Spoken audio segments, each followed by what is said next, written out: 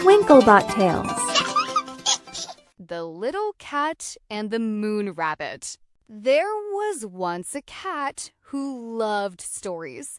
Every day, besides catching mice, he spent his time listening to Grandma Cat's tales. One day, the little cat pestered Grandma Cat to tell him another story.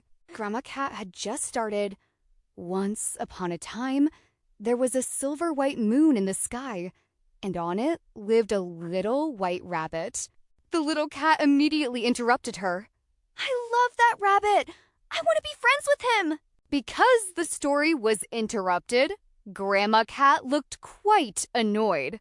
Grandma Cat said, "What are you talking about?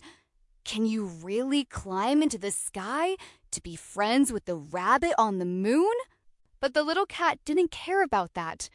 He truly fell in love with the moon rabbit and thought about becoming his friend day and night. Grandma Cat had no choice but to tell him, "I've heard the elders say that the moon often comes down to earth to bathe in the pond. If you can find the moon in the little pond, you can become friends with the rabbit on it." "That's not hard," said the kitten. "I see the moon in the pond every single day." "Silly child," said Grandma Cat.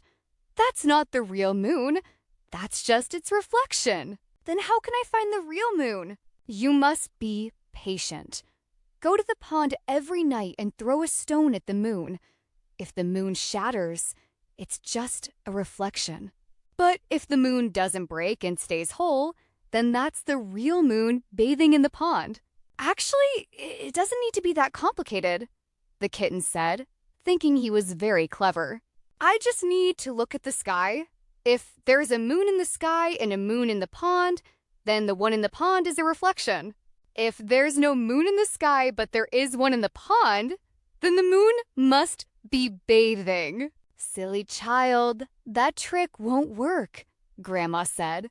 "The moon is very clever. When she comes down to bathe, she leaves her shadow hanging in the sky." "How could you tell which one is the shadow and which one is the real moon?" "That's true," the kitten thought. He would have to use the method Grandma mentioned earlier.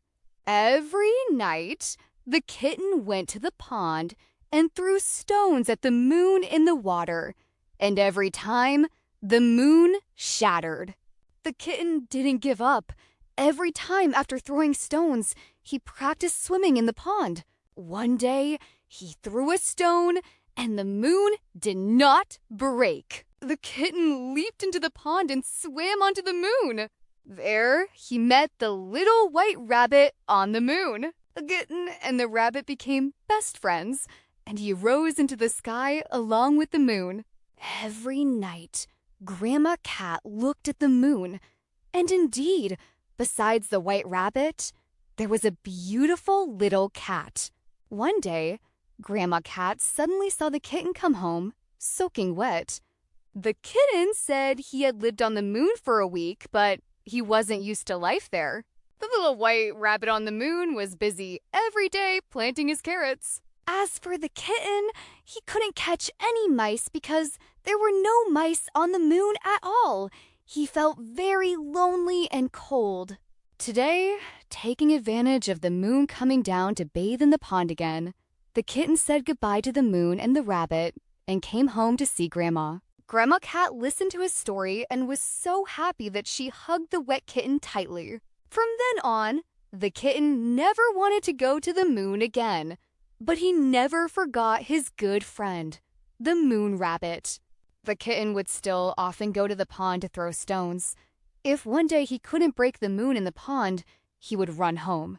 He would bring a bag of mushrooms and vegetables to give to his friend, the moon rabbit. They would chat and sing together on the moon inside the pond.